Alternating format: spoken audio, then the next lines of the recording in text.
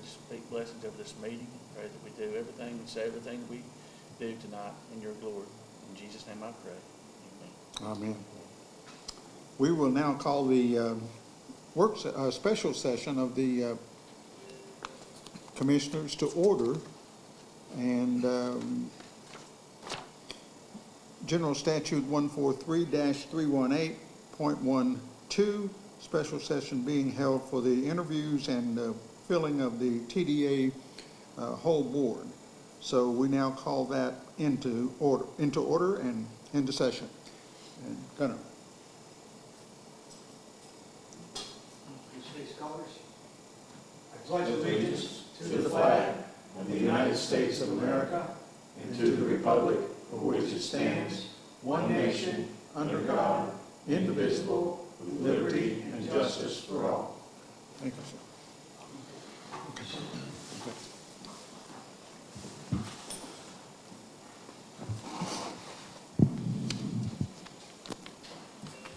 The purpose of this special session is to discuss and consider the following persons for a seat on the board. We have 3 vacancies. Am I correct in that? Correct. Okay. So we have 3 vacancies, and we need to do an interview. Yes, I don't think our interviewees are going to be here tonight, though. Okay. Okay. They've had a conflict with their schedule. The first one was going to be Sandy Fortner, and then you had mentioned bringing one interviewee back in, but I think he also has a conflict of interest for now, too. He does, and I had a long telephone conversation with him, and he's very comfortable with being considered for the chair position. Okay. And so we will just add him to that list, and when we get ready to do that, we'll do that. Okay? All right. Tell me about the resolution amendment. So, yes, we had the county attorney reworked some of the wording for the amendment to the resolution. We expanded on the amount of people that are on the board, so we've still got 9, but we actually identified and defined the actual positions. So according to the statute, a third of the board shall pay in room tax directly.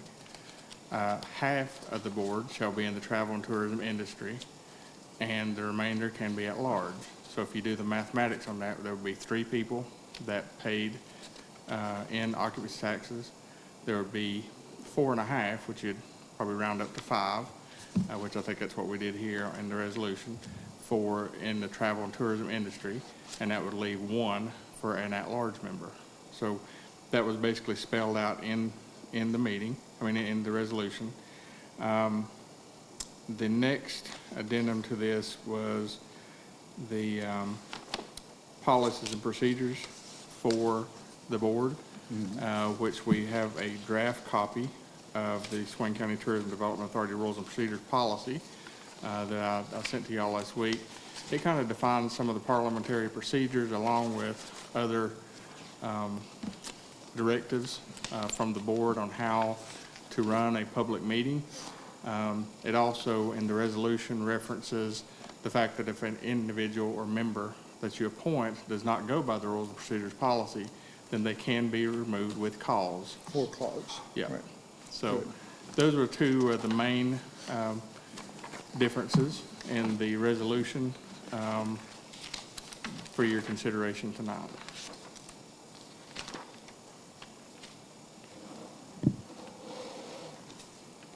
Okay, commissioners, do you have any questions on that? Mr. Chairman, may I ask? Yes, go ahead. How many at-large seats did you say? There would be 1. Just 1? Tonight. Correct. Now, the current makeup of the board, we have 2, and it's all about whether you round up or round down. So there was a place we could put 2, but really we probably should have put just 1. But the person that you put in was Eugene Schuler. He is in the travel and tourism industry. So technically he could do a dual role either at large or in the travel and tourism industry, either one. So it actually still, the board makeup is almost identical to what the statute requires anyway. But going forward, this kind of just defines it more for the board and for the public without having to go back and forth between, you know, the Senate bill and your resolution. So this is actually spells it out in the resolution itself. So, I'm sorry. No, go ahead, you're talking. So we're just gonna have one at-large seat from now on? Correct. And that's, I did have Kim look into that, and she agreed that it should be 5 members of the travel and tourism industry, 3 members that pay room tax directly, and 1 at-large member, for a total of 9 members total. And the reasoning behind that would be what? Because you would still have The plenty, Senate bill, the Senate bill, yeah. so we can't have 2 at No. all. No, because if you divide 9 by 2, it's 4.5. So you would, of course, round up.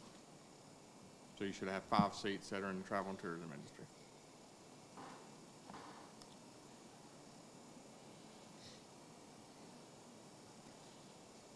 Other questions? Yes, Mr. Chairman, I thought we had more than one on there now that was at large. I thought that Cheryl Taylor was Cheryl. the at-large seat, She's the one. not Eugene. Eugene and Cheryl were both classified as at-large seats. But neither one of them will have to be taken off because Eugene is in the travel and tourism industry. Eugene would just slide over into another slot. Correct, yes. Okay, All right, thank you. okay. Mr. Chairman, Sure. so all our candidates now meet the criteria then that we're looking for? Yes, sir, and so, let's see. I think there was 2 people that did not meet the requirements of any of these positions, so you did not consider them. We took them off before we gave you the list, because they didn't meet the requirements. Okay. That's all I have, thank you. Any questions?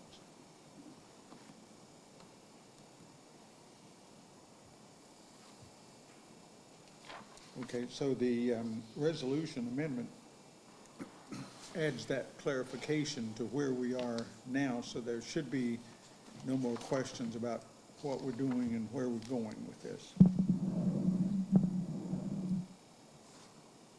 Regarding the resolution amendment for the TDA, the floor is open for a motion to accept, if we have one. I'll make a motion, Mr. Chairman, we accept the TDA resolution amendment. Okay, we have a resolution, we have a motion to accept the resolution. I need a second, please. Second. We have a motion and a second on the floor to accept the TDA resolution as presented and read. Any other questions? Any other discussion?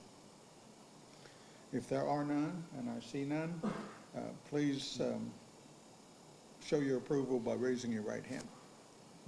Okay, passed unanimously. Okay, the TDA rules and procedures policy. So, Mr. Chairman, this basically is a adaptation of the county commissioner's rules and procedures policy, which you have in place. It does leave their meetings on Wednesdays of each month. It talks about special sessions, the agenda, how the TDA director does the agendas, power of the presiding officer, whether it be the chair or the vice chair, actions of the board, how those are done.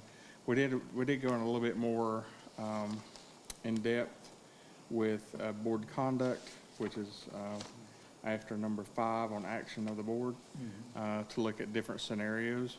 Those were taken from different TDAs throughout the state, and the way that they handle meetings and things like that. Also the public comment period, closed sessions, adoption of a budget ordinance. So a lot of different things throughout there, but it basically emulates what we've already done as far as the county.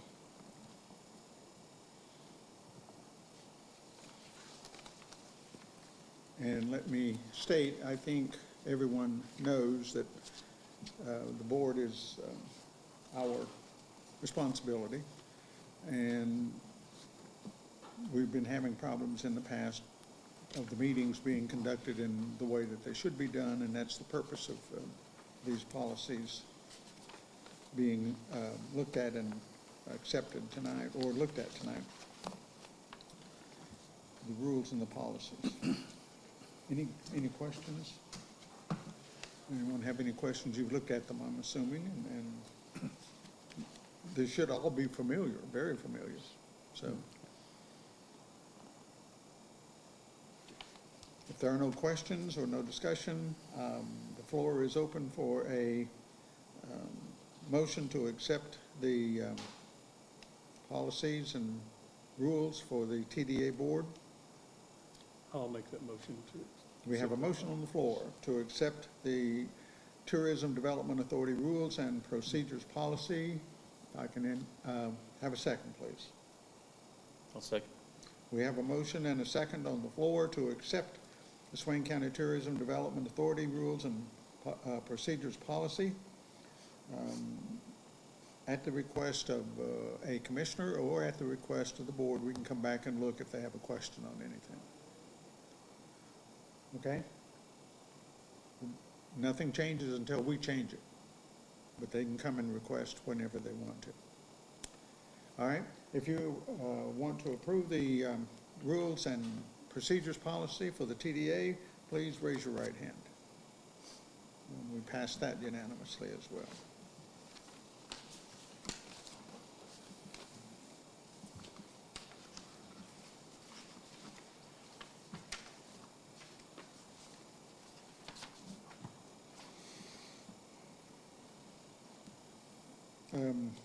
You're going to have to help me with this TDA chair. It might be better to go ahead and do the appointments to the various boards and commissions first, and Right. then do the TDA chair after that. Okay, I think that's smart, because they're going to be on the board anyway, so. Okay. And I can read the, how y'all would like to Okay, do we it. have, you have them in front of you, the nominees.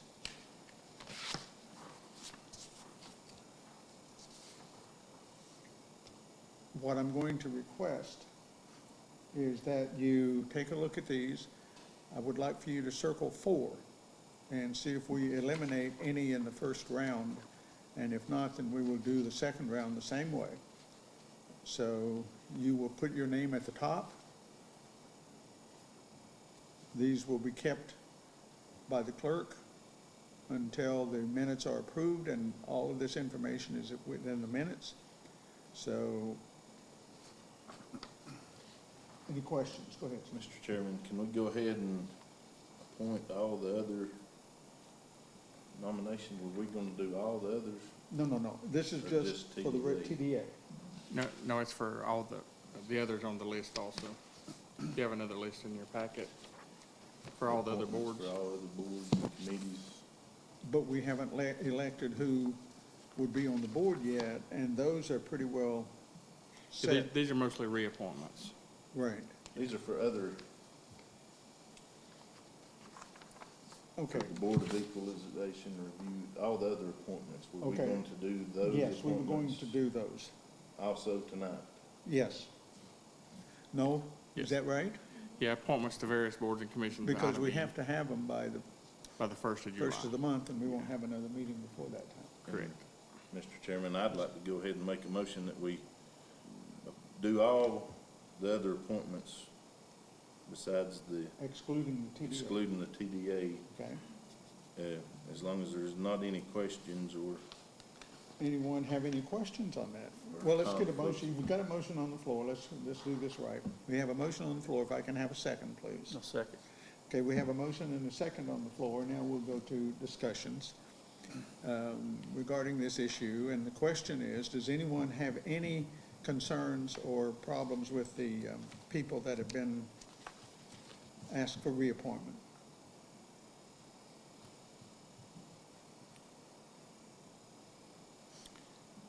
There's going to be also 3 individuals that are new to the boards.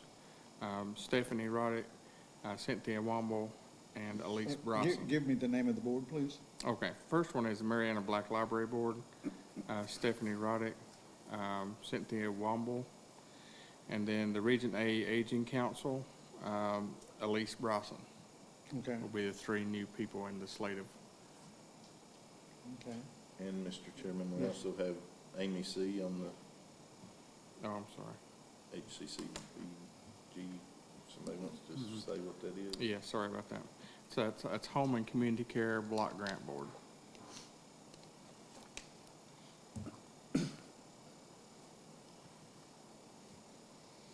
And that was Amy C. Okay, Amy C. will be taking Sheila Sutton's place. Correct. Okay. I'm just looking at this and trying to get it correct in my mind.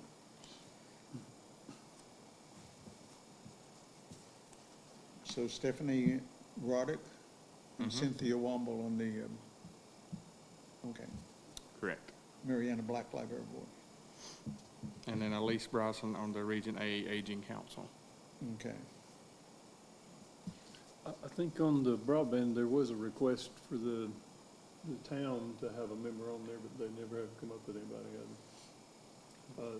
Mr. Sutton was on it prior, but didn't, I think he attended one meeting and kind of dropped off, wasn't interested, so we had reached out to try to get one. Cindy had, but He actually, nobody was interested. he actually brought it up at their board meeting and nobody Nobody. had Okay. So I guess we'll hold that one until your board comes up with a nominee and brings it to us. Well, we've got a full board. I was just Oh. stating, one of the things, we said it would be good to have a town person, but nobody wanted to be on it from the town government. Okay. They have, I'm on there as their representative from the county government, so we thought it'd be good to have somebody from the town, but they're not interested in being on it, so. Okay.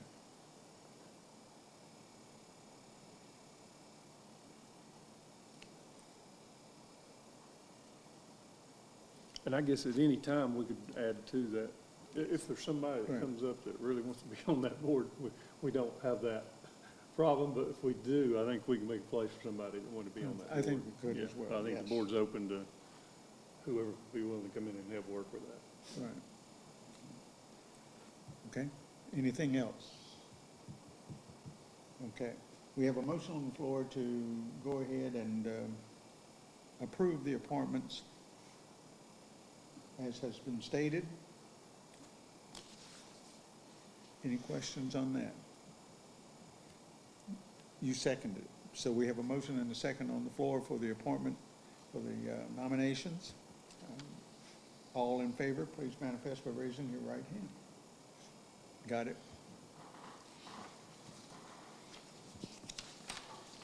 Okay, now then. Now let's back up.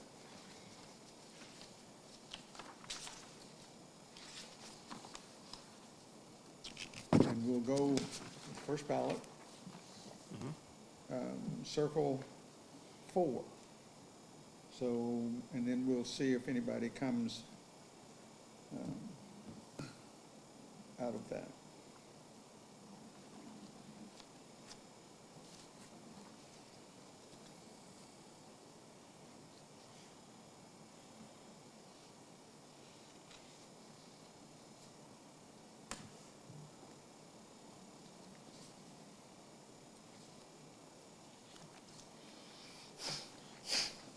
Okay. Mr. Manager, if I can ask you to collect them and see if there's any that, we need 3, so we just need actually any that's got 4.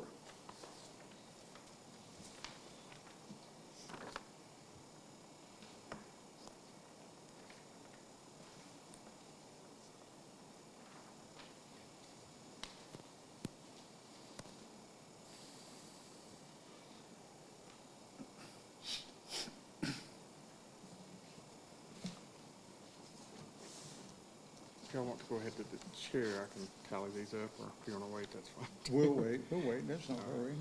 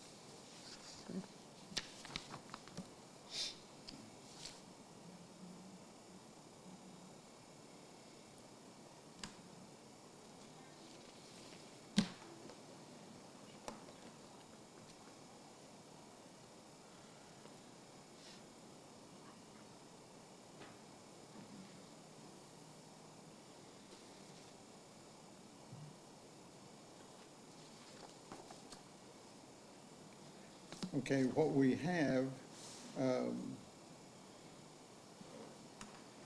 the people to be placed on the board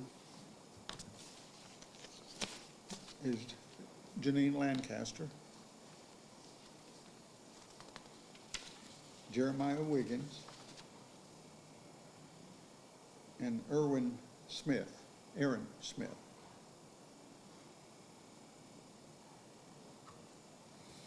Those persons received the required votes.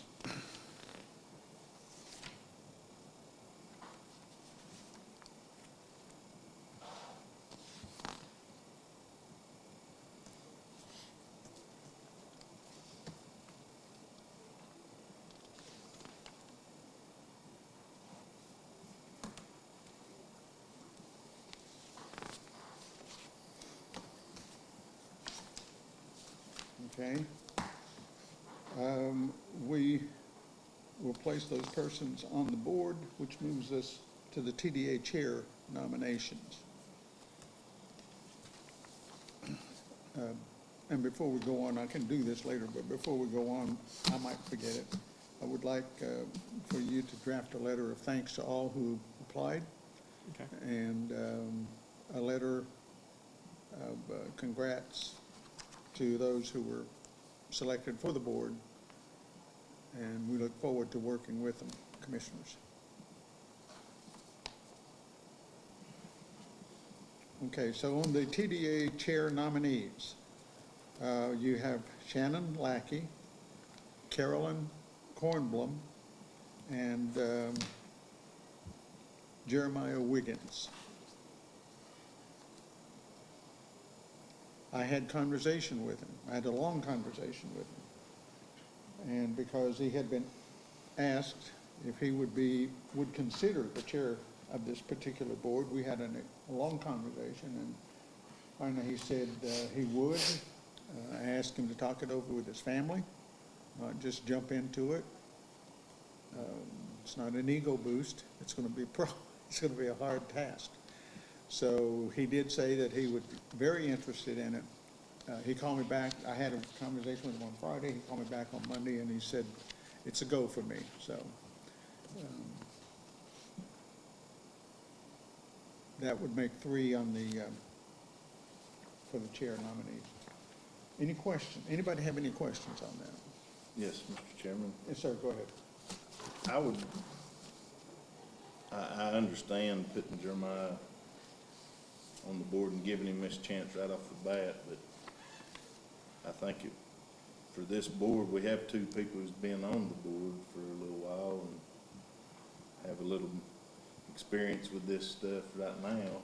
And I know he has a long list of other experience, but I don't believe we necessarily need to add a new person straight in the gate as chair. I believe the other 2 candidates are very capable of going over the rules we just voted and put in place, and their main concern was to keep order with the meeting, and I just don't necessarily understand the need to add somebody else. We just now voted him on the board. Okay, appreciate that. Thank you. Any other comments?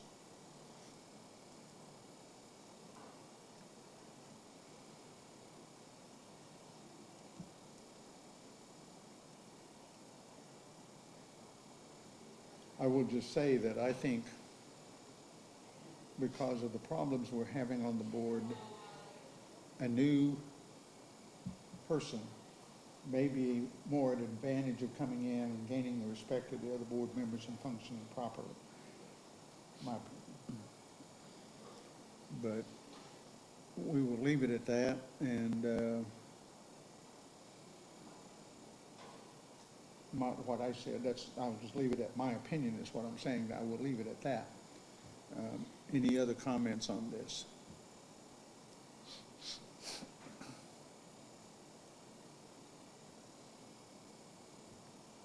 Okay, no comments. Please put your name on your ballot.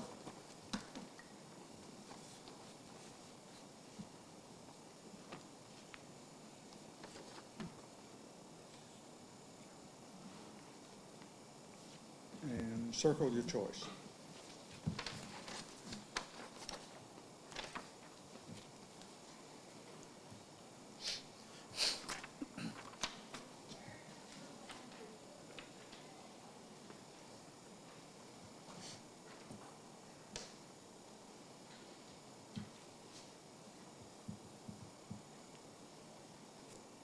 Okay.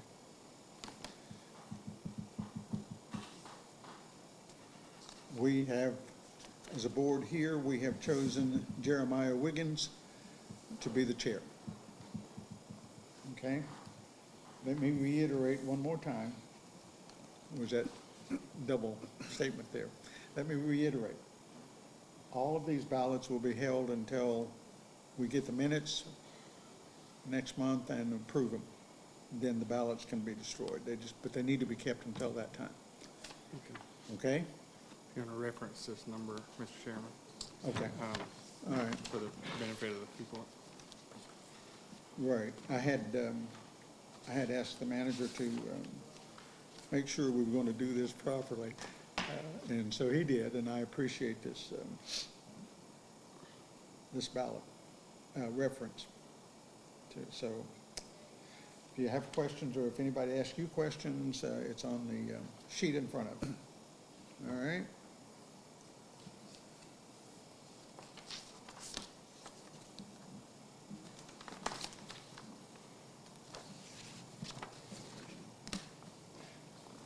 Do we need to read this? No, I don't think so. I mean, No, what- unless you wanted it read into the minutes and for the minutes, that's up to you. You can make that request. I would request that we read this Okay, to say what we did when it comes to written ballots. okay. State statute 143318.13. It's, Mr. Manager, if you would, concerning, please. concerning electronic meetings, written ballots acting by reference. Section B talks about written ballots, except as provided in this subsection or by joint resolution of the General Assembly, a public body may not vote by secret or written ballot. If a public body decides to vote by written ballot, each member of the body so voting shall sign his or her ballot, and the minutes of the public body shall show the vote of each member voting. The ballots shall be available for public inspection in the office of the clerk or secretary in the public body immediately following the meeting at which the vote took place, and upon the minutes, until the minutes of that meeting are approved, at which time the ballots may be destroyed. Thank you. Thank you, Food Commissioner.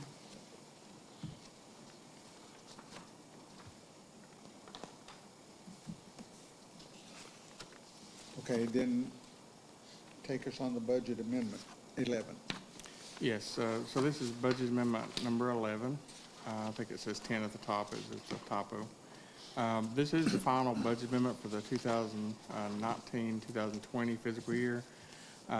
Basically, a lot of these amendments are shifting around resources between various departments for the COVID pandemic. So you'll see anything that has COVID beside it is in to shift around some of those funds. Also, some miscoding, and like for the EDC budget, that was shifted to the administration section, so that's shifting out of that budget wasn't funded this year. And then a lot of these are just in case we have some payables that sneak in after the first of the fiscal year that we have to put back to this current fiscal year. So we're not necessarily spending this money. This is just for an accounting, item where we don't go over budget in a particular line item. Also, we had some additional monies in the Elderly and Disabled Transportation Program, that's the EDTAP program. The Public Safety Capital Reserve had some expenditures for some fire departments, and then additional COVID revenue in addition to what we had brought in previously. Appropriated fund balance 153, but like I say, this is just a safeguard and not necessarily you're spending the money at this point. The Human Services budget, total amendment of 90,000. Sorry, that's also a typo. It's an amendment of 140.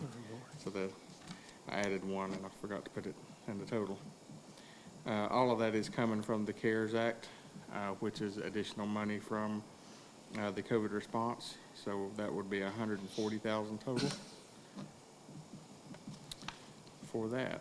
And so the first amendment for the general fund was $367,000. The second was $140,000. So, and that will clear us out for the 2019, Okay, 2020 fiscal year. Right.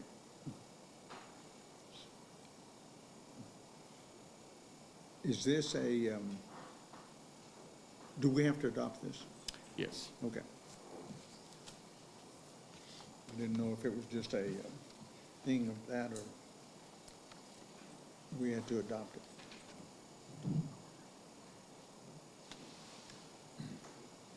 Any questions on the budget amendment?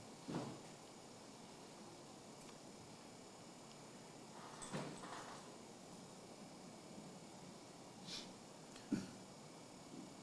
Chairman, what was the 140,000? That's for additional monies that came from the CARES Act through the federal sources.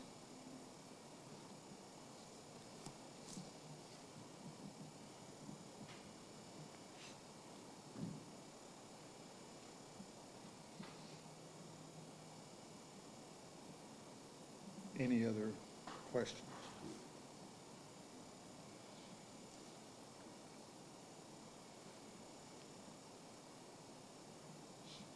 No other questions. I will entertain a motion to accept or to adopt a budget amendment number 11. Correct. I'll make a motion to adopt budget amendment number 11. Okay, Danny, thank you. So we have a motion on the floor to adopt the budget amendment number 11. Need a second, if I can get it. I'll second. We have a motion and a second on the floor to accept the Swain County budget amendment number 11. Anything else? Any other questions? If not, then let's let it be known by raising your right hand. Passed unanimously.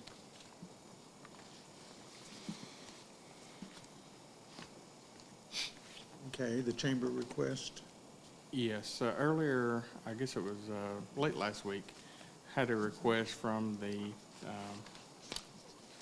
Chamber of Commerce to put a food truck on county property on the 4th of July.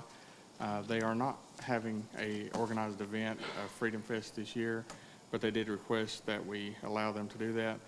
We do have a policy that prohibits for-profit businesses from using county property, and so you would need to grant a variance for them to be able to put that on there.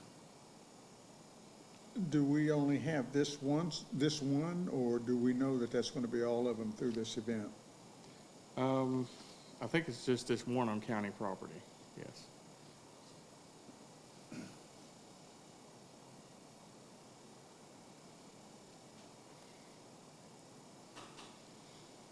Okay. We do have Karen Wilmot here as well, if you'd like to. She's in the other room. Oh, she's in the other room? Correct. I was going to say, I don't see her. I see Gunner back there, but I don't see Karen, so. Yeah. Go ahead.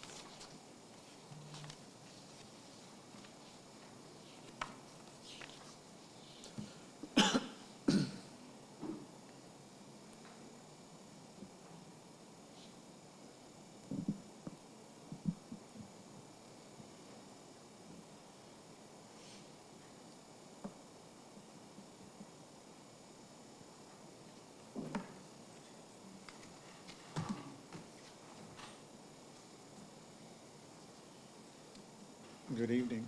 Good evening. Thank you, Mr. Chairman and board members, for seeing me tonight. I think Kevin was just mentioning that we have canceled the organized festivities concerning the 4th of July. However, we're still trying to help out those vendors that we can, and to that end, we were hoping that you would allow us to place a local licensed and inspected food truck on the Main and Everett Street Square, located beside the Cottage Craftsman. We refer to that as Christmas Tree Square. As you can see, you should have a Google map rendering. It will be placed in such a way so that it wouldn't impact sidewalk travel, that sort of thing. Again, this is just, something that we're trying to do throughout town. We've identified some other locations that we're working with local businesses in order to have some vendors, typically food, shave ice, funnel cakes, that sort of thing. Anything that is USDA regulated so that the health department doesn't have to become involved. We've had numerous conversations with them, and that's something that neither of us feel that we want to get involved with event applications and TFE regulations and that sort of thing. So we're just trying to offer an opportunity to these vendors, serve some festival foods that people are so accustomed to enjoying on that day, and making it as normal as possible, I suppose. At this point, Karen,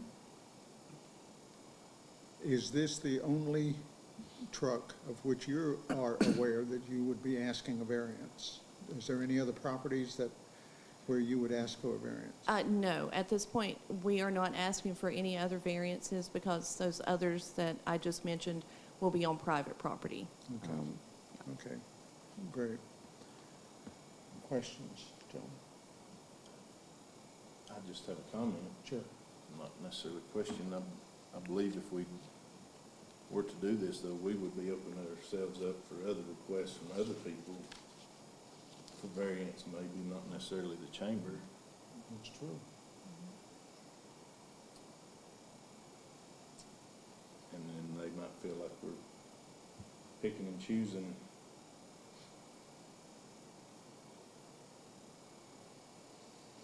What are we looking at as far as days before the 4th? How many days are we talking about? About 10? It's about 8, actually. 8? Yeah, it's next Saturday. Right.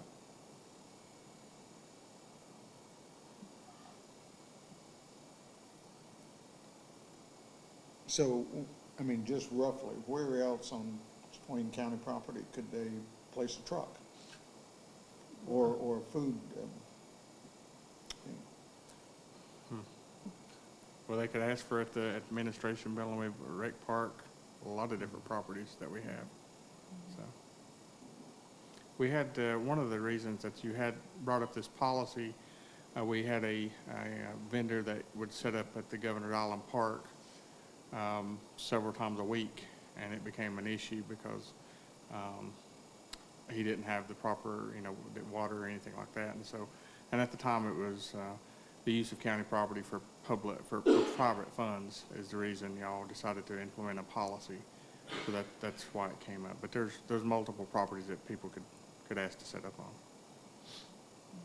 As far as county properties are Correct. concerned.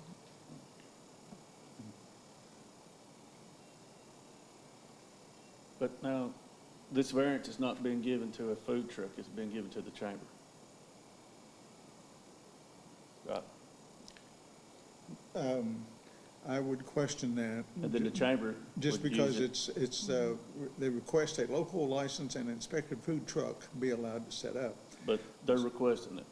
The chamber's requesting The it. chamber is Yeah. requesting it, yes. A question on the food truck, is it the food truck that generally sits up at BCO? It is not actually. It is a group that typically does the 4th of July. They just have an oversized setup, which makes it difficult for them to set up typically at BCO or at any other location. They're actually 17 feet wide, So again, that even a parking space, it's obviously much too wide for them to. I was just curious because to they fit. generally Yeah. set up in front of there anyway. Right. Is there that much space in that? I'm trying to visualize that little area. It doesn't seem like it's big enough to get a truck like It that in seems a there. little tight, but yes, we've measured it out and it would work. Yes, yeah. It wouldn't impede, because there would be a lot of walking traffic through there, it wouldn't. I mean, certainly, you know, given the crowds that we've been seeing, you know, even recently, anything, it seems like would maybe impede, but they measured and angled and that sort of thing. So I think, you know, sidewalks would be clear. The worry might be, you know, people waiting to be served or that sort of thing. But again, I'm working with them to make certain that they are marking out 6-foot distancing in their lines and otherwise. But there hasn't been any issue with the local truck that typically sits up there, not wanting to set up that day? I mean, is that going to interfere with? I don't know if 'cause they're that's kind of doing- been their yeah. space. Yeah, I you don't know. know if, you know, I think they were just trying to work toward having someone different that had already had an application on file for the festival event, yeah. Commissioner, I think you raised an excellent question. This is a variance coming from the chamber, not an individual trying to So I don't know how we look at that. trying to get it. The interpretation would be, if they were to work with people with whom we work, such as them or the health department or somebody else, that's a whole different issue than if they come in on an individual basis and ask for a variance, or in my mind it is anyway. So I'm just trying to get some understanding here. Any questions on this side? Mr. Chairman, Yes, sir. I'm not against having food trucks in there. I'm concerned about the way it may look that we are allowing one food truck in there on our property and not others, where we have prohibited others in the past. That's my only concern. I'd like someone to help address that or convince me that that's not going to be, the public's not looked at and say we are picking favorites. First of all, I think that, as the Commissioner said, we're dealing with the Chamber of Commerce. We're not dealing with individuals. The second part of that, in my mind, would simply be that that's the response. If someone else comes to us otherwise, if they can get the Chamber to come back and ask us again, I mean, you know, that's up to them. But we're dealing with the Chamber of Commerce. We're not dealing with individuals and individual food trucks, so we're not limiting income because of that. My opinion at this point.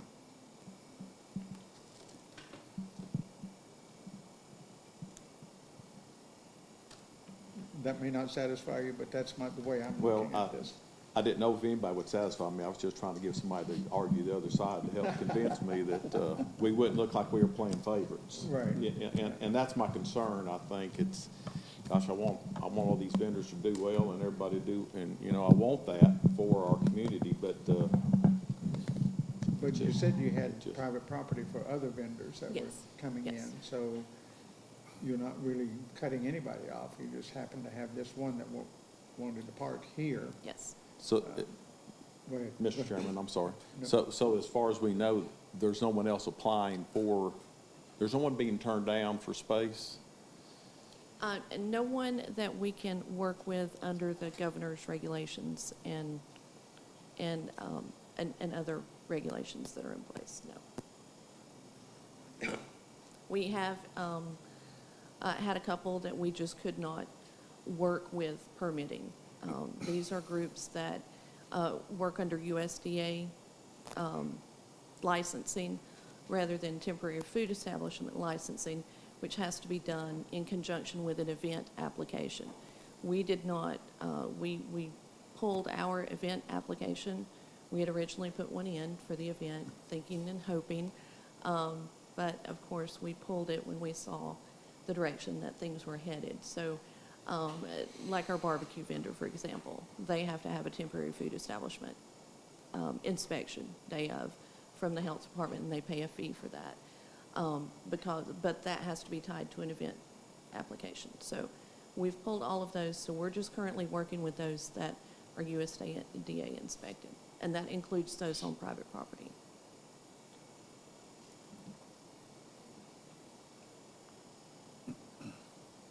Mr. Chairman, Yes. you might could put the variance in a way, or word the motion in a way where it talks about it being a holiday. And give the chamber a variance based on the fact that it is a public holiday, and that you can give a variance on maybe the holiday, because that, since they're not having their festival, it could be tied to that as well. So, just a thought. And much care is being taken for the distancing and all of that kind of stuff. And Absolutely. I guess after tomorrow, we all have to start wearing masks again, so. I Okay. forgot what it is. Any other questions? Robert, do you have any more? No, thank you, Mr. Chairman. What is your pleasure? The floor is open for a motion, either to grant this variance to the Chamber of Commerce because it is an event, 4th of July.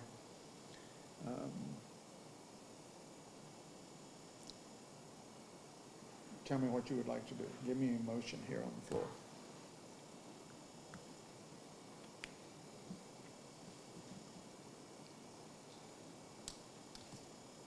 We need a motion on the floor, or a motion in order to grant this variance to the Chamber of Commerce.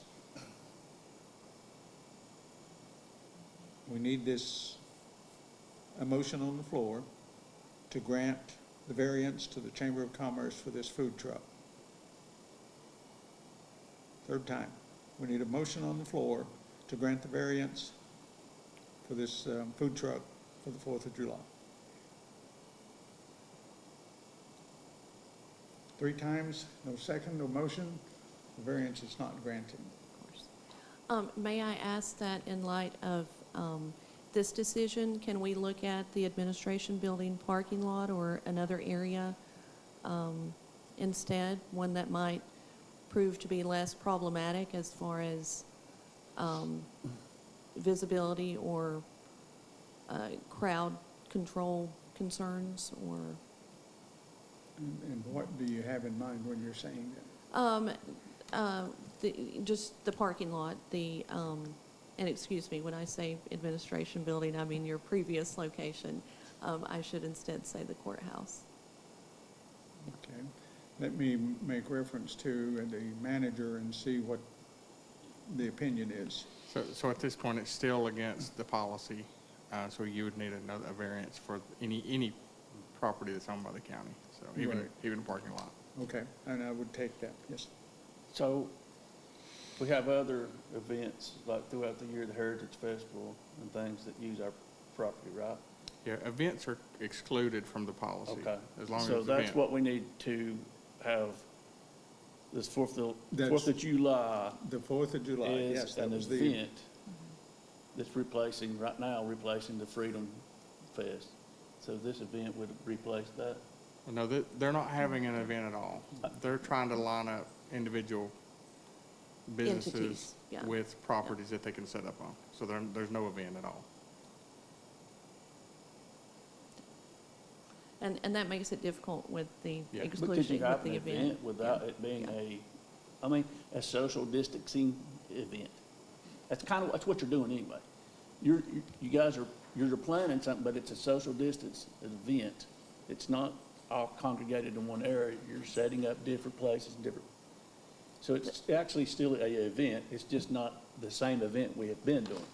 We're very hesitant to label anything an event, Okay. simply because of the numerical limitations on that. I mean, 50 people outdoors, you could have, at one given time, 25 to 50 people around that food truck. So Yeah.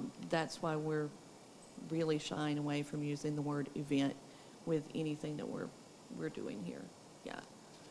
And that's what, Yeah. ties our hands, so to speak, and yours too, it seems, so.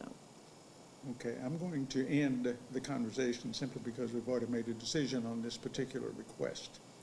So Unless you want to make a new motion and go with it, that's fine.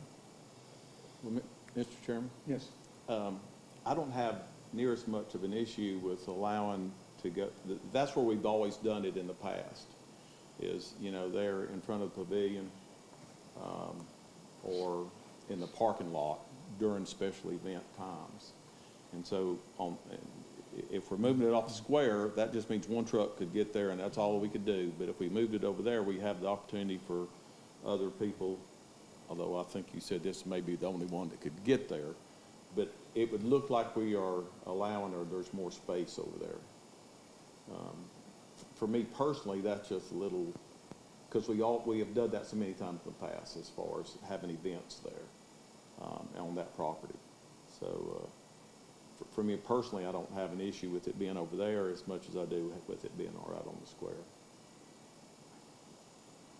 But however the rest of the board may feel. Would you like me to make a motion I on would that? like for you to make a motion if we want to try that, yes. All right. I would make the motion that we allow that variance because of the 4th of July celebrations, the event on the county courthouse parking lot.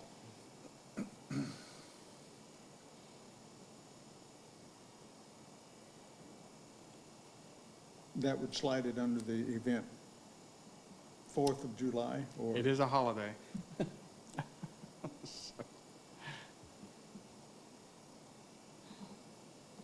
Okay, we have a motion on the floor.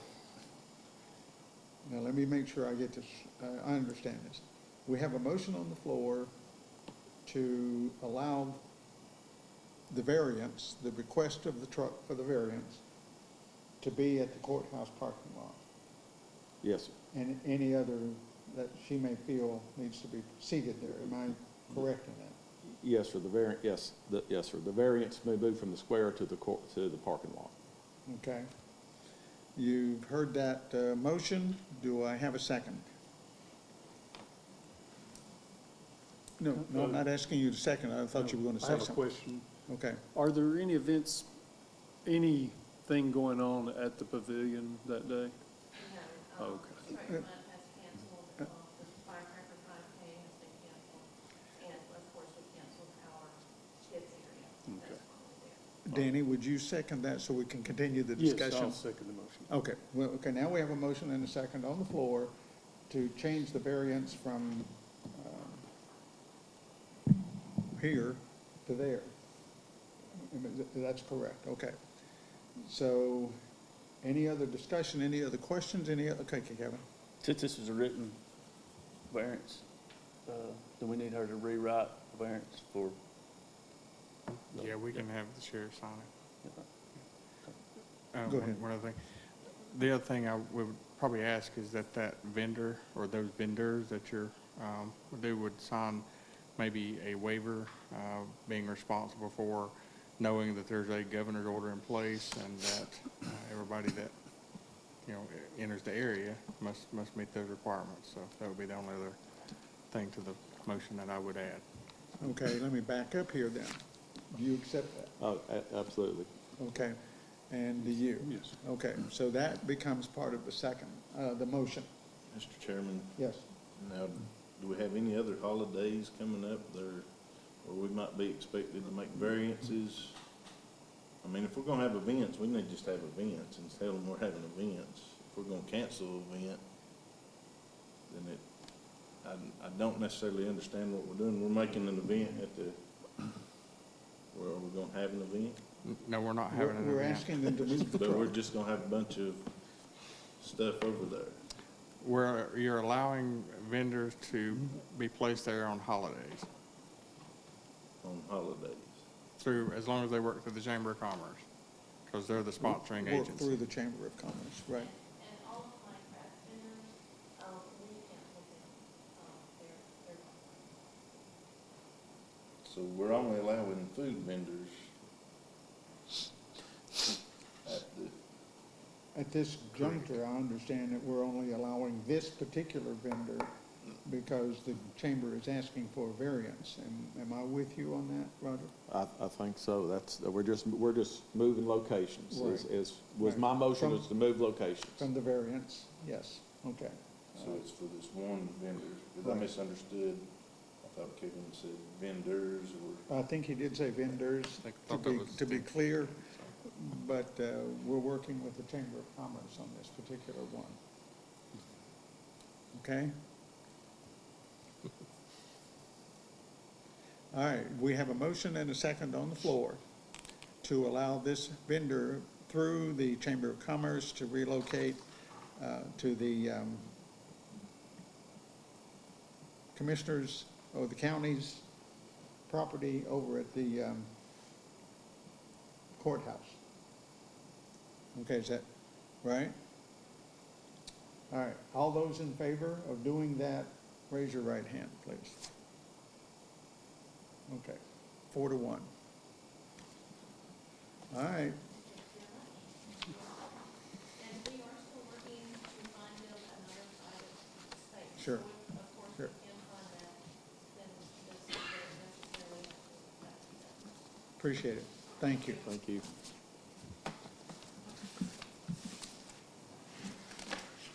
Thank you, Mr. Commissioner, for getting us through that one. Okay, we are at the end of the agenda for the special session. I think we need to come out of the special session in order to move into our agenda for this evening. So I will need a motion to adjourn the special session. I'll make that motion. We have a motion on the floor, I need a second. We have a motion and a second on the floor. All those in favor, please raise your right hand. Carried unanimously. Okay, now then, let's stand for a moment and start our, Let's pray. Father, we just thank you again today, Lord, for allowing us to have this meeting. We thank you for your blessings upon us. We thank you for your grace upon us. Lord, we thank you for all that you're doing in the midst of all this pandemic. Lord, we just stand tonight and let's give you honor and glory that you deserve. In Jesus' name I pray. amen. Thank you. We now call the Swain County Board of Commissioners work session to order on June the 25th, 2020. And I will call upon our person to lead the pledge. Face the college. I pledge allegiance to the flag of the United States of America and to the republic for which it stands, one nation, under God, indivisible, with liberty and justice for all. Thank you.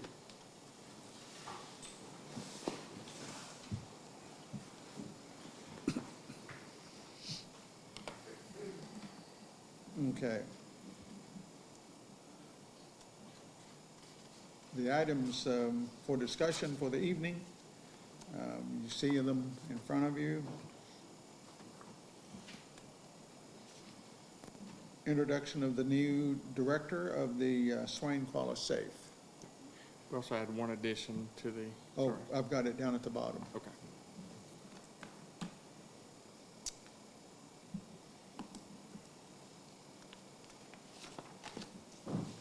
Hey guys, thank you for having us this evening. As some of you know, maybe not everybody knows, I'm retiring here for 26 years. This is one of I say. Spend time with my family. And I would like to introduce to you Ms. Laura Mason. She's a resident of Macon County, and so far so good. We're doing really well. She's trained really well. Fits in really well. We're working her really hard. We've already had her to thrift store sorting and going through everything. So I'll turn it over to her and let her introduce herself. And thank you for all your support over the years. And I hope that will continue as we move on. Well, the continuation of support is up to your new director, isn't it? Yes. Go Good ahead. afternoon, guys. Good Again, my afternoon. name's Laura Mason, and I'm very excited to start this journey here at SAFE and to help our communities as best as I can. I was born and raised in Western North Carolina. I currently reside over in Macon with my husband and our 2 little boys. Before I was elected this position, I was in the mental health team at another nonprofit over in Macon County, and I was also on the administrative board, so I've seen it all, done it all, wore many hats. So thank you for your time and letting me pick your ear for a minute. So thank you, and I look forward to working with you guys. So Thank you very much. Before you step away, just let me ask if there are any questions that the commissioners would like to ask you. Mr. Chairman, I'd just like to say welcome. thank you. Welcome. Thank you. Hope all goes well for all of us. Yes. Thank you. I'd like to give out a shout out and congratulations to, hope you enjoy your retirement and your family. Thank you for those years of service to I'd like to second that, Thank Mr. Lisa. Chairman. Yeah. Thank Lisa for staying on board safe so long. I'm also on that board also. It's been an honor to work with you and just watch what you do. And I think Laura's going to do a great job. We interviewed really good people. And for her to be chosen for this job means she was a little bit gooder. Okay. She did well. I'll take it. And it was a really good interview. So. I believe that you are heading up a much needed service in our county.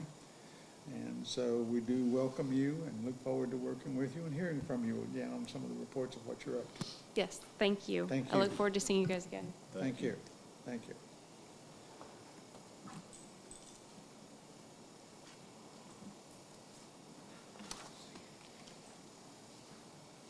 We didn't ask for, excuse me just a second, we didn't ask for the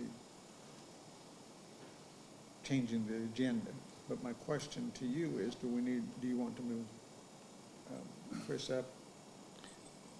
We can put him at item Next. C if you'd like to, And put him, as item C, if you'd like to. okay, all right, we can add him there, that's Yeah. good. Okay, now, I'm sorry, go ahead, please. It's funny. Of course, you know, I'm Shelley Foreman. I work with VIA Health. VIA Health is the public agency that manages Medicaid, state, and county funds for people with mental health, substance use, and developmental disabilities.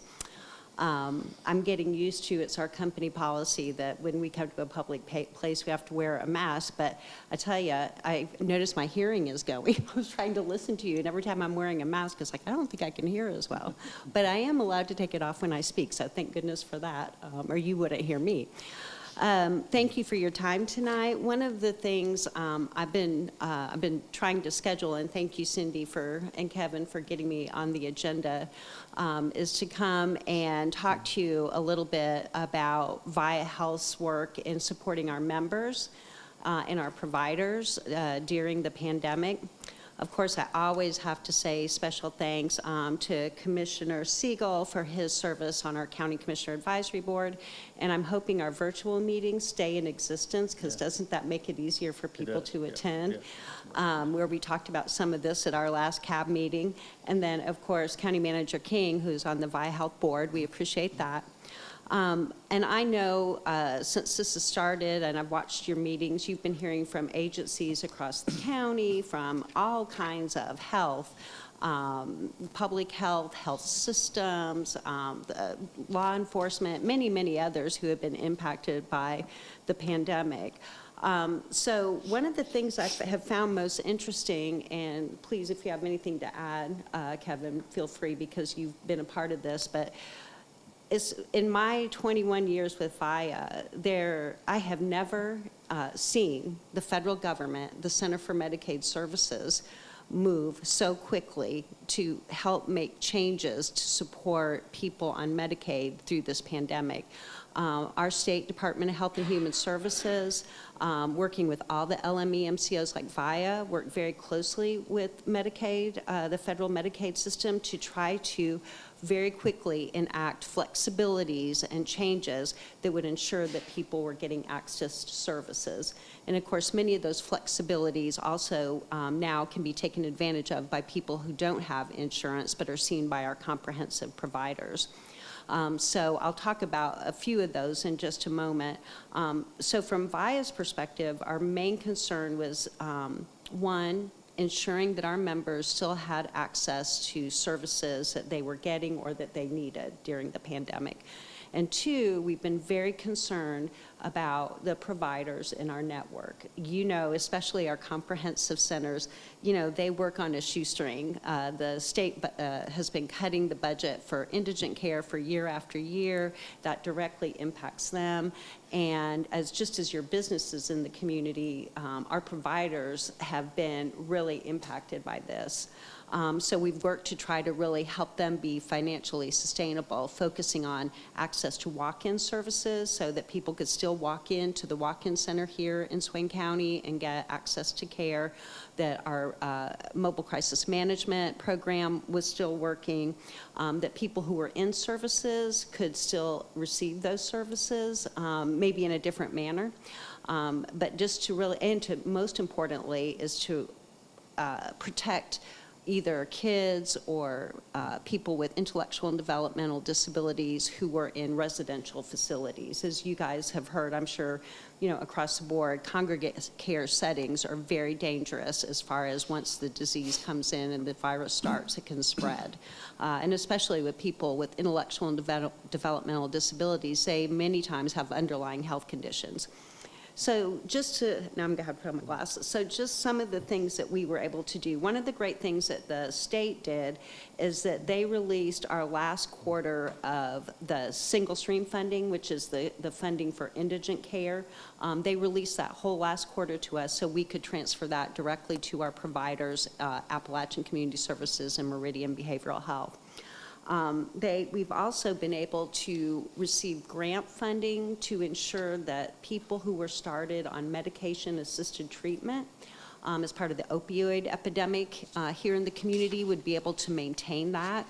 There were also some flexibilities that were allowed to allow people who were getting substance use treatment and medication-assisted treatment to do that virtually, whether it was like FaceTime or Zoom or even telephonically.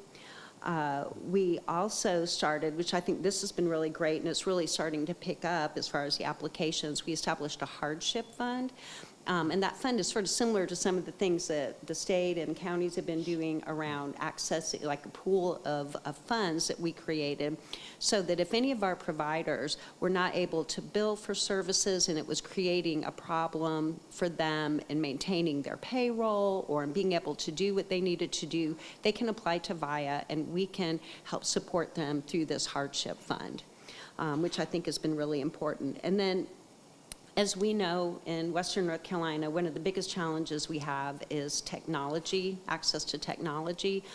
We heard very clear from our comprehensive providers that many of their members would access virtual services, but they didn't have a smartphone, or they didn't have data plans, even if they could get data. So we bought 500 smartphones and loaded them with the programs they needed to be able to do virtual connection or telephonic connection with all of our comprehensive providers. So Appalachian Meridian, they've got a good many of those, and so our members are able to use those. Some of the both of the walk-in centers here have hotspots, so if somebody even wants to come to the parking lot, but they don't want to come in, they don't feel comfortable with that, they can do it from the parking lot to make sure they have the data. I won't go through all of these things, but I think one of the most important things that you would want to hear about is through some of these flexibilities with Medicaid, we've really been able to work with people with intellectual and developmental disabilities who either get day services or have residential treatment. Many of those folks didn't want their direct care provider to come into their homes, and we were very concerned that these direct care providers would just leave the system, so we've been paying retainer payments for those. We've been helping them with PPE. We've done rate enhancements for these particular providers as well as other providers to help them sort of weather the storm. So those are some of the things we've been doing, even with service that are group, like day treatment in the schools or intensive substance use out treatment, any kind of group-based program. While some of our providers are still figuring out how to do those face-to-face now that we're no longer under the stay-at-home, and they can have some people in, they can do those virtually now, and they can bill for those at the same rates that they would have. So the whole world is changing. Some of these flexibilities probably won't be maintained once when the pandemic is under control. But some of these, I think, have been very good in being flexible and allowing people to get services in a different way. Just like we've probably all had a telehealth visit with our physician, and that's been pretty cool because you don't have to drive, you don't have to sit in the waiting room, you just get on your phone, and that's pretty cool. So we're really trying to encourage those things. The last couple things I just wanted to mention to you, and I always say this, I know it's been fast and furious at the General Assembly, and we've been sort of watching what's been happening. We don't know if the governor will approve it, but it looks like there's a bill going forward to move Medicaid transformation forward again. It had been stalled, but it looks like there's going to be funding for that. But we, as a system of LME MCOs across the state, have made 2 requests to the General Assembly. This is related to one-time expenses related to COVID, because all of these things that we're talking about and the release of the funding that they gave us is only through the end of this fiscal year, and we still don't know what our budget is for last fiscal year. Through some of the work you did with resolutions, our state single-stream funding went from 9 point something to 4.9. Like, woohoo, but still, So one of the things we're asking for, just like many, many other systems across the state, is that the General Assembly give us a one-time allocation of a little over $89 million, and that would be statewide. And that graph sort of shows what each LME has received versus what they've spent, and asking them to make us whole on that. So we don't have to take it out of the next budget year and reduce services. And of course, the one thing we're asking yet again, and I hate that I have to come and talk to you about this every single time when we're talking about the budget, is we are going to be requesting that the General Assembly at least stop making single stream funding reductions. We'd love to see them restore some of that funding for people with no insurance, because that number continues to grow, but we're asking them to at least don't make those budget cuts for the upcoming year. And we still don't know, we haven't heard anything about the budget or what those may look like. And then the last thing we're asking for is an expansion of slots, they're called, for people with intellectual and developmental disabilities. These are people, it's a statewide system, and I'm not even sure how it developed, but years ago, where instead of saying it's a special waiver, it's a special Medicaid waiver, where if you're on an innovation slot and you qualify, that means you get a lot of really great services to support you. But instead of the state funding all that is needed, they have a slot system where many people don't, they run out of slots, and so we're asking them to expand the number of slots for innovation so that every person who we have on our registry of unmet need that qualifies but can't get it because there isn't space for them can be able to be funded and get a level of support that many others do under the innovations waiver. So I talked really fast. I know you're busy and have a lot going on and had a lot going on before, but thank you for all your support. We really appreciate it. Thanks to you guys for all you do, and I don't know if you have anything to add. He sees the big picture stuff that I get probably after he gets, so. I know it's been a busy time for all agencies, especially mental health, and they've done a great job responding to the constituents in the area, so I think Value's done very good. Yeah. It shows the beauty of the public health system. You have your county's public health departments, your emergency management, your public law enforcement, this is sort of shows us, I think, how in our communities the public sector really can meet the need and has a vested interest in meeting the needs for the most people. So my 2 cents worth. Thanks to the health department. They're doing great work. Thank you. Questions, Commissioner? Thank So what is the status? The Balsam Center, is it So, okay, the Balsam Center for Hope and Recovery has several different programs. They have a facility-based crisis, which is a 16-bed unit that allows people to come to stay for up to 14 days who are having a mental health or substance use crisis. It's like one level below inpatient hospitalization. That is open. What closed was the 24/7 behavioral health urgent care. That was a place where anytime, day or night, someone could go that was having a mental health or substance use crisis. The vast majority of those were voluntary, people who were going voluntarily, because sometimes if it's an involuntary, they take them to maybe a closer location. Sometimes they would go to the Balsam Center. And because of just the constant lack of funding, we had to close that part of the unit, as we did. There was one in Asheville, but they do have walk-in capacity there. So just like the walk-in center here in the county, and you can go to the walk-in center here if you're having a crisis and they can see you. So at the Balsam Center, you can still go there during normal business hours and be seen and get an assessment and placement. But it doesn't have that same flexibility where people could stay for a little bit of time and wait for a replacement. You know, I hope we can bring that back one day. It was a huge loss for our area, and it just is very frustrating. The last thing I'll say is not having so much travel, driving back and forth. I've really been watching all of the General Assembly's work, both during the COVID and it's like, you know, I can see how things get missed, or not because there's so many committees, but we really need to do a better job of getting them to understand the impact of these reductions.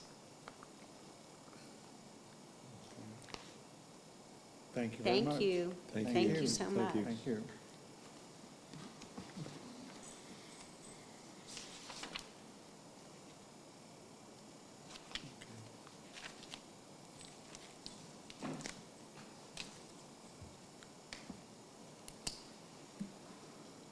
The next item on the agenda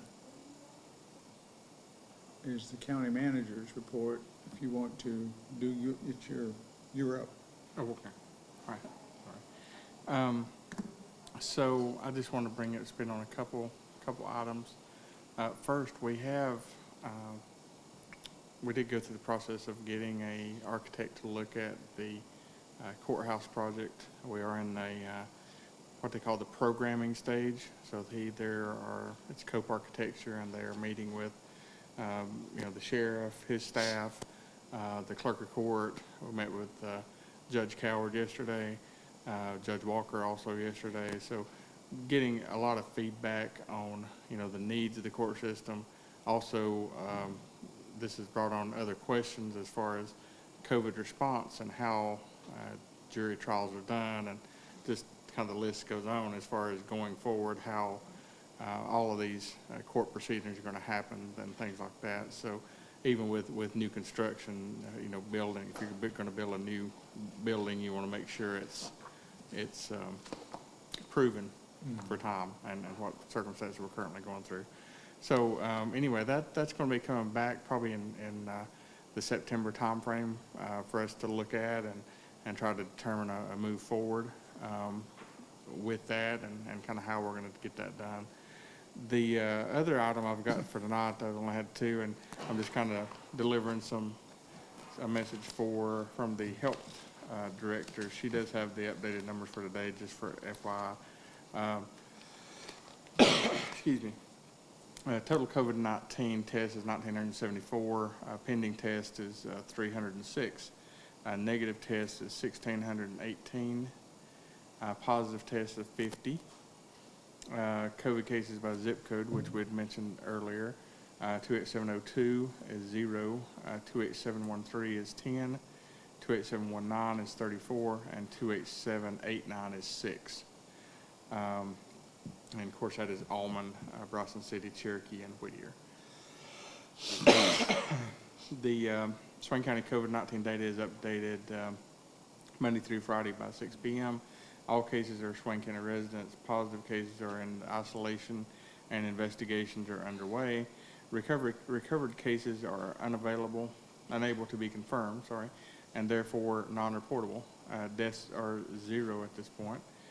Known individuals who may have contacted with a positive case will be notified, and the Swain County Health Department is unable to release any other information on the COVID-19 cases. Did confirm that we have 3 current citizens in the hospital because of the COVID as of today at 5 o'clock. So The tracing, yes, is that ongoing? I mean, is that, that's ongoing. Yes. okay? We have a couple individuals, including interns, working with the health department to do a lot of contact tracing. Okay, so the contact tracing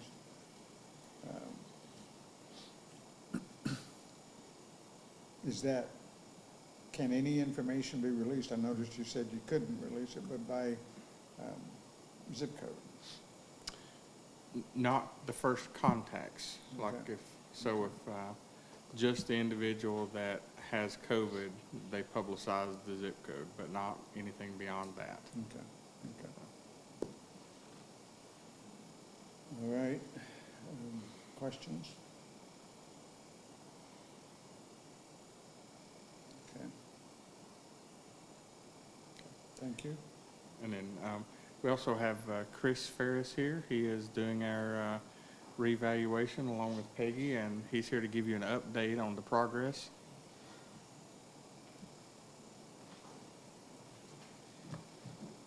Mr. Chairman, Commissioners, can y'all hear me okay?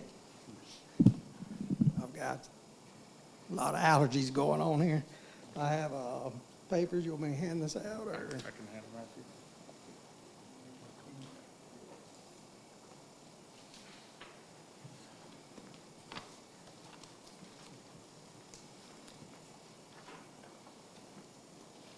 Was it as easy and as simple as you thought it was going to be? So, Oh, yeah. No, Peggy and her staff have been a great group to work with. They're catching on real quick on everything that we've done so far. Just a lot more work to do, but we're slowly getting there. So what we have done is we started off with a database check against our acreages versus the legal acreages that's out there. So we're cleaning those up. And with the pictometry program we have, we were able to isolate major mismatches, minor mismatches, and undeterminable. Those are our 3 main points we're kind of looking at, in which what happens is it overlays the structures which are on our CAMA system with what is on the property record card. And if it's over a certain percent, it tells us we're missing something out there. So the major mismatches, which are like big additions, probably houses that we did not have before, or buildings. We started off with 1,200, and we're down to about 100 parcels left to do that. And as you can see, what's up in red is everything that has been accomplished with those 3 categories. Well, really just the 2, the minor and major mismatches. As we start pricing land and getting more into the revaluation product, I'll start showing you some more maps, and hopefully by January 1st, the whole map will be red. So that kind of gives you a visual instead of numbers. I think it helps out a little bit better on seeing what has been done in the office. Of course, if you zoom in more of the smaller tracts, you can see better. These are the larger tracts that are showing up greater. Let's see. Working with the appraisal staff, we also updated the CAMA system, the tax office system, with the new improvements, new construction elements, more clear land use categories, sketching areas so we can draw buildings better. And these 4 items will better fit Swain County market. So I don't think the system has been updated in quite some time, so it was valuable to train them on how to go into the system, add a product that we may not have yet, so they could do that in future revals without having to hire someone like me come up and do it. So it should save y'all a lot of money in the long run. The ITS Mobile, we have actually got that up and going, where instead of printing paper out and taking it out to the field, we can take the little surface tablets that you saw Michael have, go out, take a picture of the new construction, and do everything on the tablet rather than bringing pictures. We can also, by the time hopefully the next couple of months, we'll be putting permits up there to flag where the permits are out there, so the appraiser can drive to them, which will save a lot of time trying to pull up a map and figure out where they got to go and do a routing of the new construction or permits that they do have. So hopefully that's going to be a time saver in the future as well.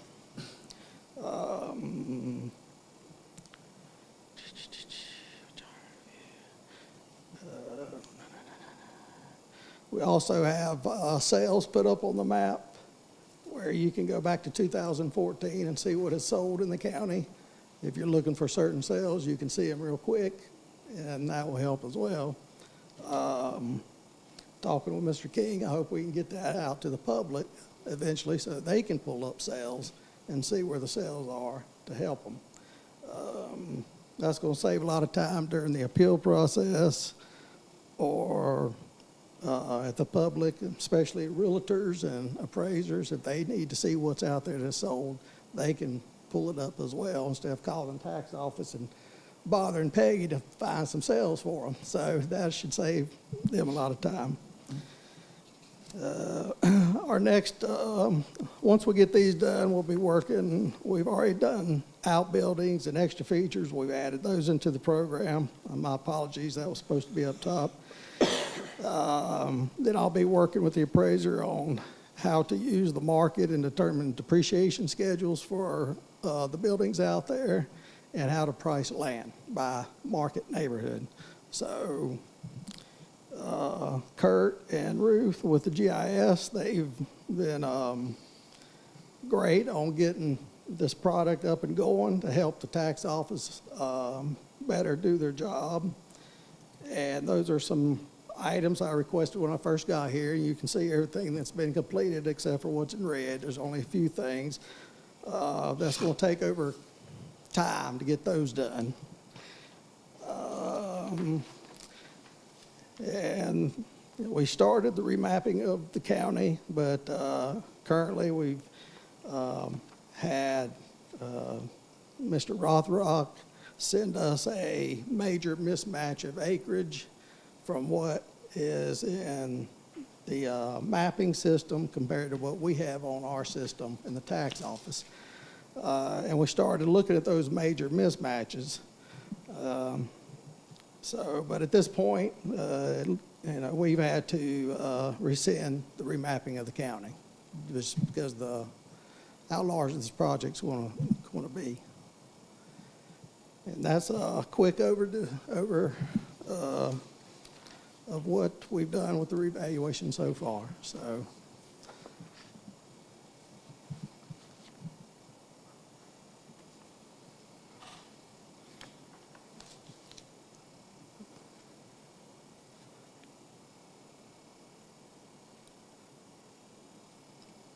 I don't know if y'all have any further questions. I have a couple of questions. Yes, sir. On the pictometry, that was one of the things that I think sold us on this whole issue. Yes, sir. And I see that you pretty much have completed whatever you wanted to do. How helpful was that, and what did that do for you? Well, the pictometry is sort of like if you go onto Google Earth and you can rotate and look 360 around the house. Well, this has flown a lot lower to the ground, and you can actually measure that table from pictometry. So instead of getting in the car, driving out there, pulling a tape measure, which I think in most cases it takes 30, 45 minutes to get out in Right. some places. Well, we can pull this map up and pretty much measure every property out there within a couple of inches of what's there. With the exception of, you see here, the undeterminable, what happens is sometimes we have trees that obstruct the view. Well, we'll put those into a field work to go out and actually see those. So it's going to take, 2,000 or 3,000 parcels and drop it down to less than 100. It's not actual numbers, but you see what I'm saying. It's going to save the county a lot of time, gas, and we can get, as you can see here, we've done almost 1,000 parcels within just a couple of months instead of a couple of years. So the pictometry really saves the county a lot of time. And we have picked up, I don't know how many additions. We found a couple of houses we've never had on record. So it is paying for itself. And that was partly my question. Do we have any surprises out there? And obviously we do if you picked up some houses and yeah, stuff. just mostly been houses. Nothing major at this time. Right. But we have come across majors in other counties from this product. And like I said, we still have a lot more parcels to go. So I hope we don't have anything major come up. But we will definitely let y'all know if we find something. And then on number 8, you have easements. But at the end of that, or in the middle of that sentence, you have cannot get from the power company. That's correct. Power easements, the 200 foot. What typically we like doing is putting them on our map. And I was trying to do like an internal map versus the public map because since 911, we're not allowed to divulge where like water sewer lines are, public utilities, that kind of stuff. But anyway, it helps to have lines on the map so we can map out how many acres of someone's property is within that right of way so we can adjust for that easement.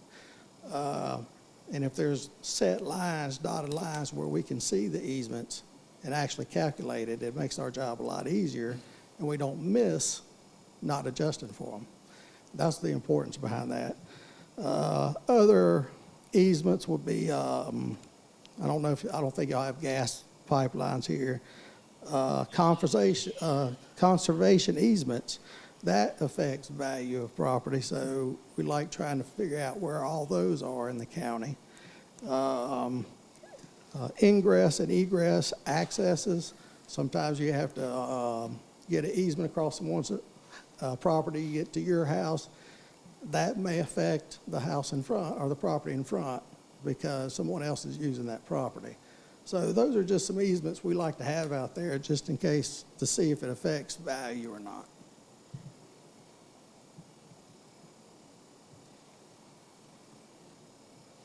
Okay.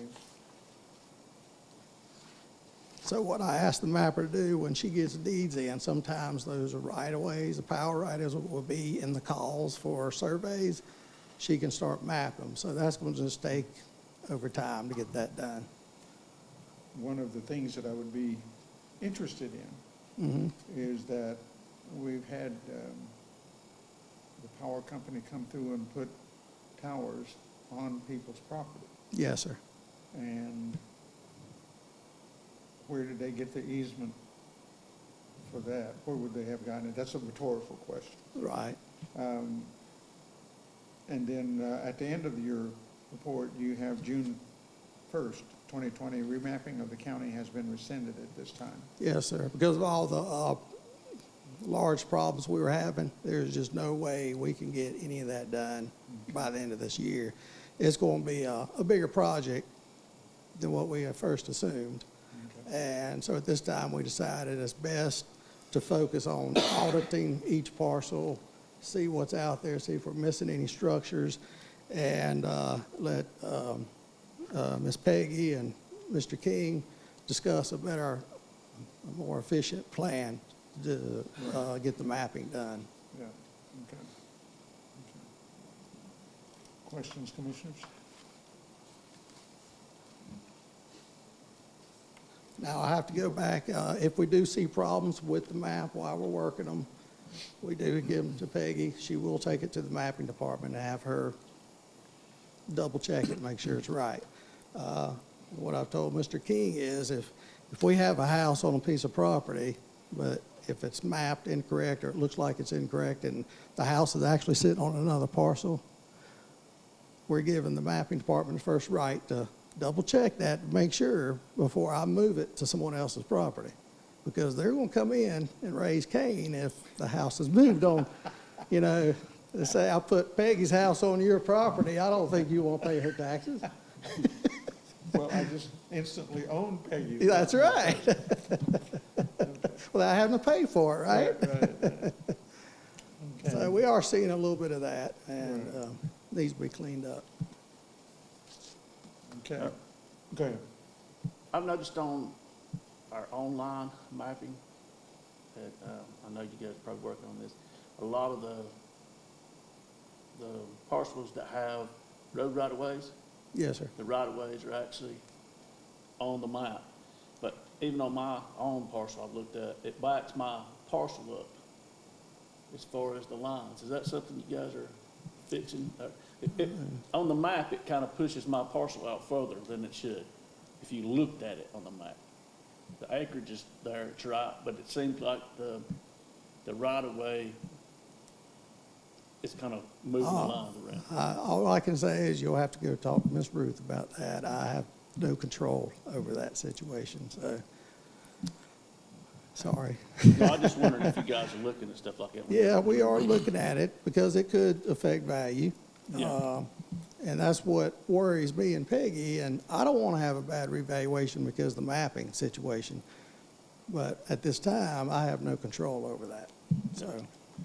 And I can speak a little bit to that. So that's been a problem. That's been a problem since 1997 when we put mapping in place. So we hired a private company. They came in and mapped the county. You know, currently our mapping department just does splits and transfers and things like that. So they're not remapping it like every polygon at one time every year. That'd be impossible. And so what happens is if a new survey's been done and you draw this polygon right here, well, it may skew this polygon. And that's the domino effect he's talking about. Right. And so that's why we have to go back and remap the whole county again at one time to get a good product in place. And that's what we were trying to do, but we got into this domino effect because you just can't do one. You just can't pick this neighborhood and go do this because that neighborhood might affect the neighborhood next to it and the neighborhood next to that, depending on the polygons. And so, because you got to go to every deed, every survey, and draw all that, redraw everything from scratch. And so it's a very complicated process. And we run into that all the time with like road right-of-ways, where they're at, you know, the snap line where it's going to meet, you know, a lot of problems. We do have a lot of problems. And that's, if you have normally a mapping that had been done, you know, our first mapping was done in 97. And we've not ever had another one. That's been it. And so it's been a problem ever since then. We've tried to clean it up. We'd have to have a lot of technical folks to come in and work through that process. And it would take probably several years to get that done.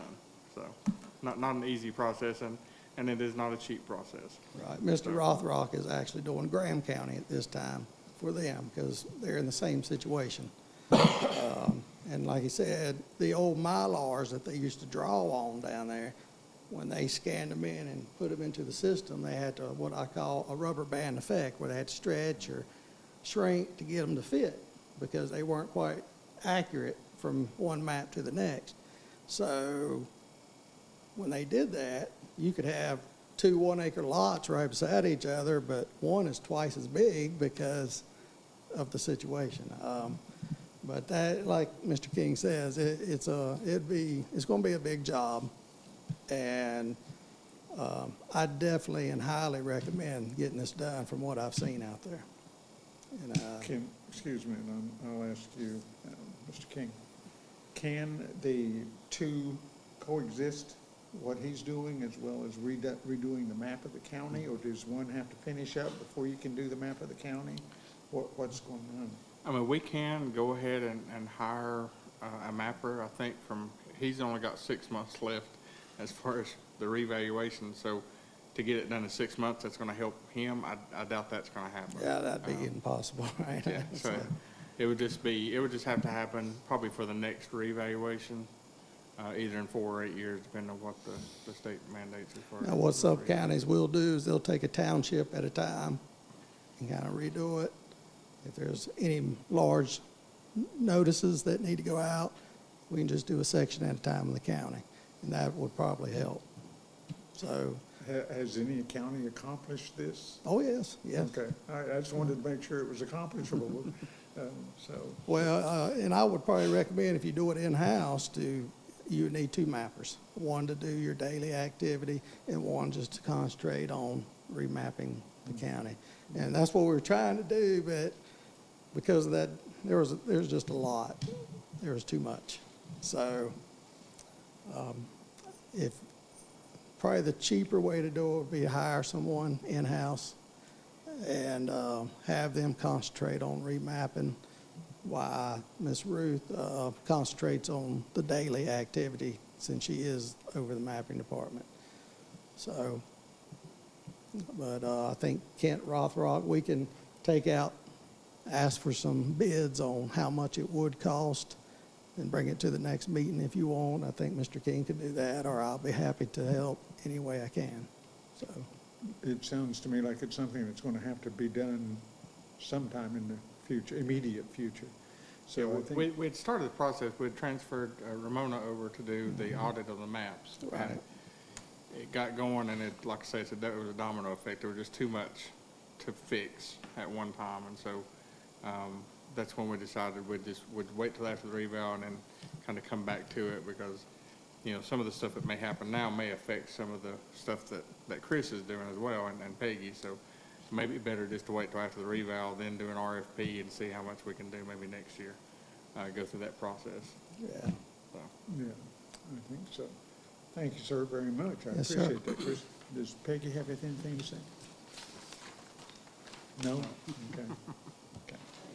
Thank you. Thank you very much.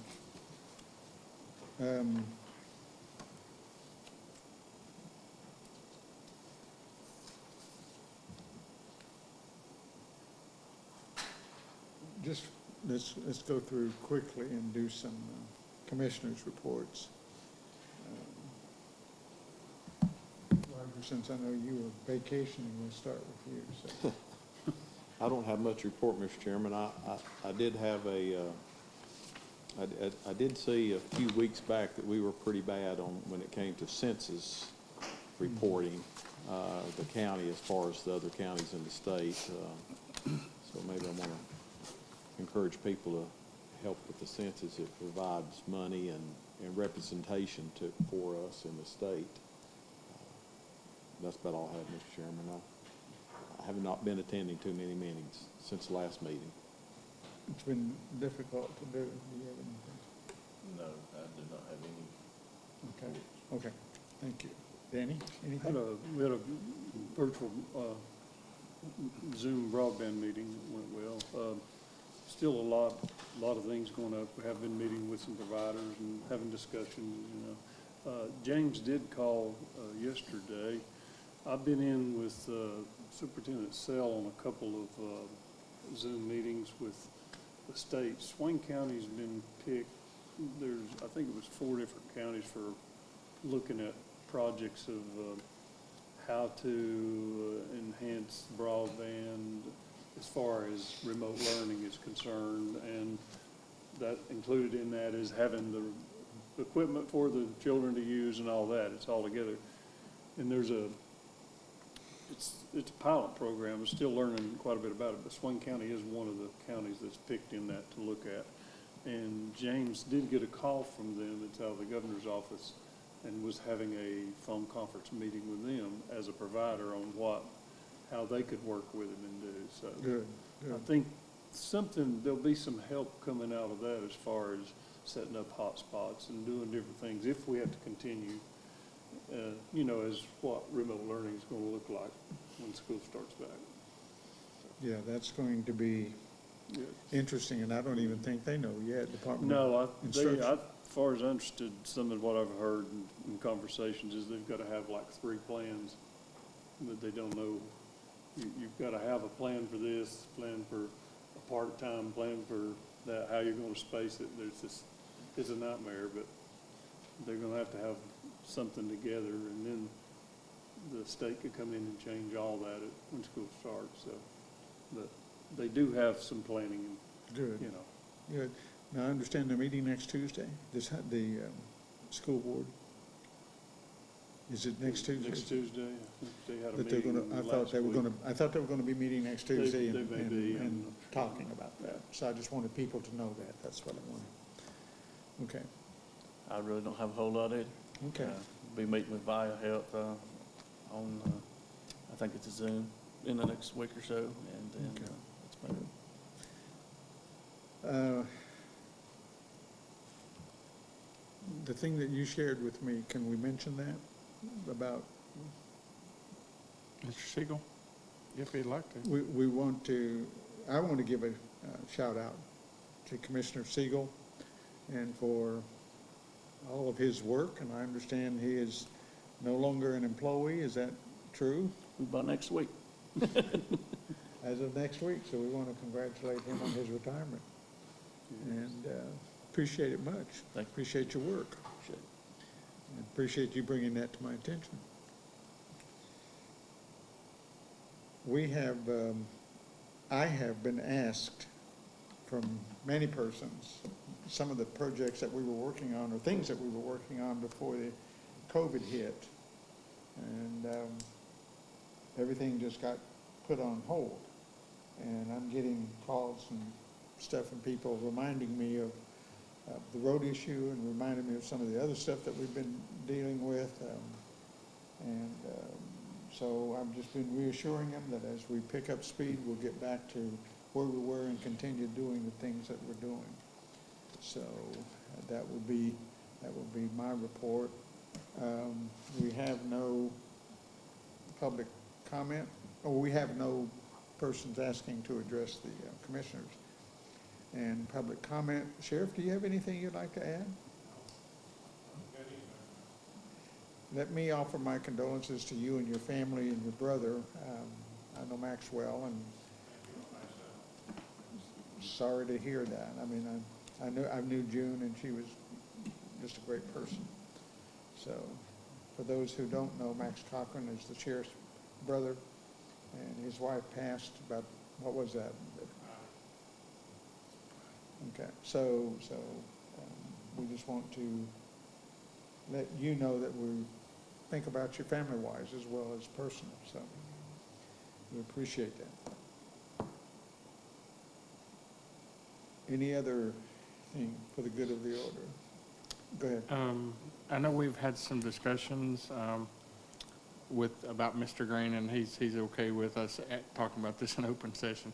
He would like to come and speak with y'all on the next board meeting, if that's possible, just an open session. Okay, I'm sorry, who was this? Mr. Green, Chris Green. Chris Green? Yeah. Okay. He was asking for some help with his project, and so he just wants to come and present, so. And the same thing we talked about before, so I didn't know if y'all thought it would be all right to. I'm seeing some acquiescence by the board, so I think that'll be fine, pretty Okay. much. So.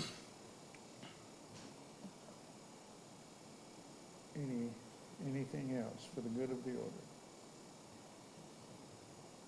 If there is nothing else, I will entertain a motion to adjourn. I'll make that motion. Need a second, please. Second, Mr. Chairman. Okay, we have a motion and a second to adjourn on the floor. Questions, anything else? Favor, raise your right hand. Okay, passed unanimously. Thank you guys very much.